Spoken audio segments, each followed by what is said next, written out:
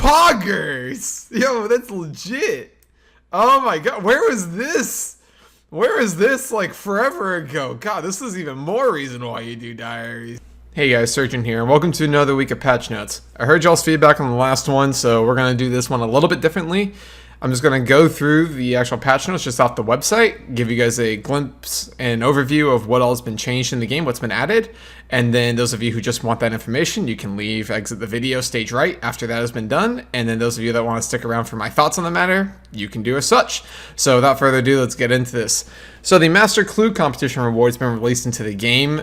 This is similar to the rewards that you get when you complete, 200 elites, 300 hards, 400 mediums, 500 easies. There's a poll to take place to vote on which piece of cosmetic gear you wanted, and what ended up being released was this. It goes into your cape slot. It looks like a backpack or a sack full of scrolls with a spade attached to it.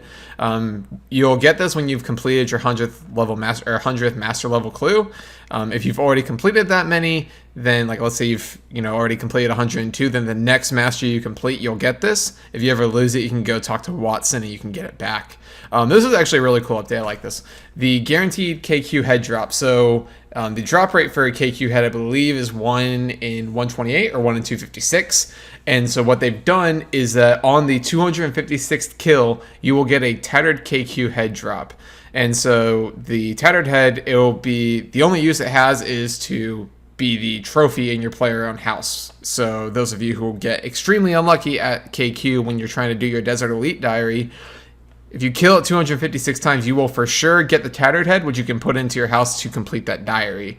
It can't be used to recolor the Slayer helmet. The head will also be dropped even if you've already completed the diary. So like me, I've already completed the Desert Elites. If I go and kill KQ 256 times to where I get my KC to that, it will drop the tattered head, and I will only be able to use it for my house. The Palace shortcut, the Al-Kharid Palace shortcut. So those of you, when you teleport into Al-Kharid using the Amulet of Glory, there's actually a shortcut now in the window to the south when you teleport in. And if you have 70 agility and you've completed the Desert Hard diaries, you can actually just use the shortcut and sneak out the back window to get close to the Shanty Pass. Which is pretty nice. It's been a long time since it's really kind of been an issue, but I'm glad that they're adding it into the game. So another quality of life thing that they implemented into the game this week was the Gran Exchange offer prompts. So what you can do now is you can actually customize. I say customize, I use the term loosely, but you can basically have the Gran Exchange notify you of what's all in your collection box. So let's say you're merching a bunch of stuff and you don't know, what's all sold, has all your merch is sold, or you're still waiting on some of them. And you know how the Gran Exchange right now, when you log in, it will tell you what's been updated. And then if you log in again later, it won't tell you what's been updated. You can actually toggle that in the Gran Exchange now. So that way it'll, remind you every time you log in. Now, obviously, they've implemented a 2-minute buffer. So if you're hopping worlds, you won't get, updated every single time you hop worlds, which would get annoying. They've done it so if you've been logged out for 2 or more minutes, when you log back in, you'll get that update. So it's not going to spam you when you world hop. It's only going to let you know when you've been logged out for a period of time.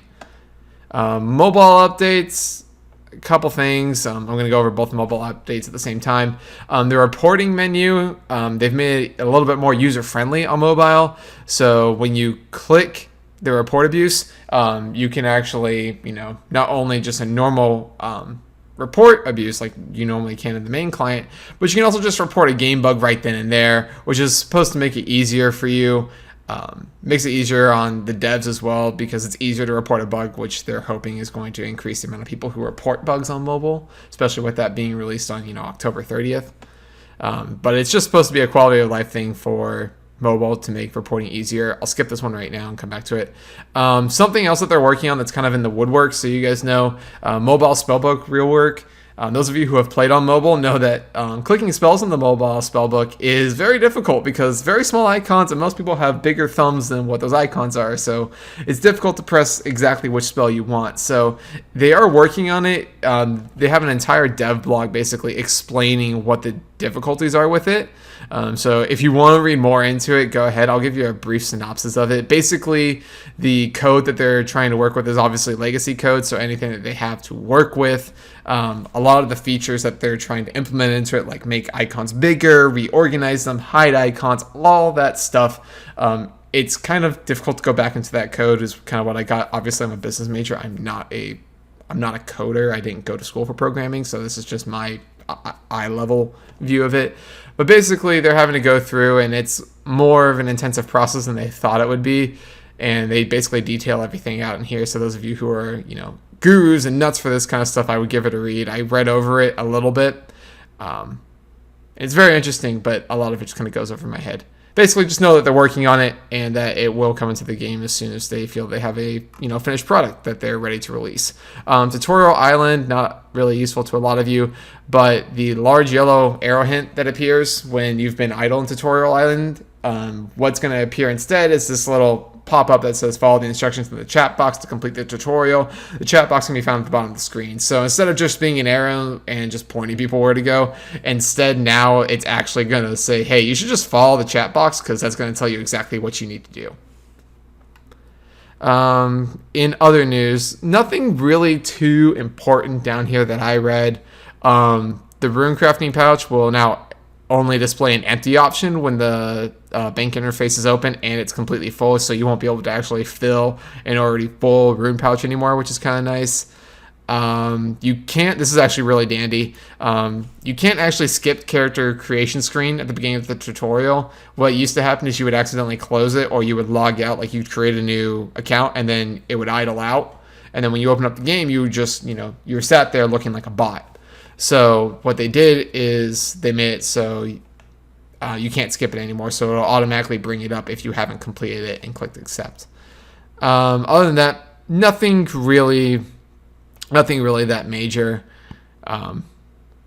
This was one that I actually found kind of funny, was that the achievement diary test for making a chocolate bomb now updates more reliably. Apparently there's an achievement diary that you would do the achievement diary and it wouldn't update, so just a quality of life thing.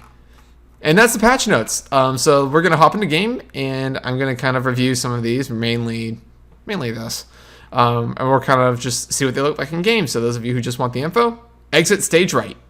Okay, so it says that there's now a shortcut behind the Outcrid, castle thingy. So let's go take a look at this. And this is where, agility and diaries will really come into effect if I think it's really as close as it is. So you teleport to Alcrid and... Okay, what?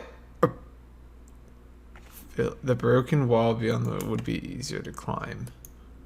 Hold on. Poggers! Yo, that's legit! Oh my god, where was this?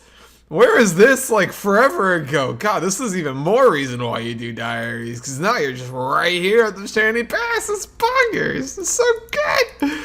Oh my god. Okay, I love that update. Thank you, Jagex, for adding. And I think it's really good that they added to the Desert Diaries, because the Desert Diaries doesn't really have a whole lot of like really good effects. So I'm kind of glad to see them do that. Not a whole lot really else that came out this week. I can't show you the KQ head because I've already done that, or the Master Clue thing. But let's look at these collection. Things. So I think you talk to them, and then I'd like exchange collection reminders on login, please. Okay, when you log in, we'll send a message about any items you're waiting to collect them. Thank you, and then you just toggle it off right there again. Okay, so let's see. I'll be right back when this updates. Okay, so that's actually pretty neat. When you log back in.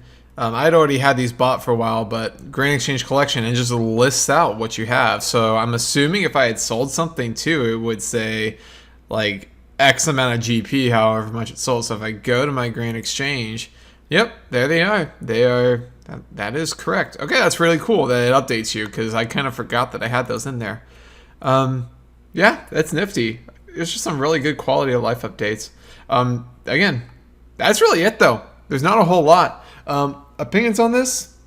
The only real opinion is that, yeah, poggers. That Alcarid shortcut is super dandy. It is a pretty hefty requirement. You do need 70 agility for it, That's a pretty lofty goal for a lot of people. But let's see if it's listed here. Yep, Alcarid, Palace Shortcut, Sun Window. And it looks like you can also use it from the outside in as well. I don't know when you would really use it, but it looks like you can. So yeah, another reason to do achievement diaries. And especially gives you a reason to do Alcarid achievement diaries now. So yeah, that's going to be it. That's it for me, guys. If you do like this video, go ahead and like it. If you want to see more of my content, subscribe and hit the bell so it notifies you when I release a video, because that bell goes like ding-a-ling-a-ling whenever I release a new video, and it's like, oh my god, the surgeon video, holy shit, we have to go watch it. And you can also leave a comment if you want to just tell me how shit I am that I already know on a daily basis. Thanks, society. Other than that, I hope you guys have a great night, evening, morning, afternoon, whatever time of day it is, wherever you are. And I will see you guys in the next video. Thanks for watching.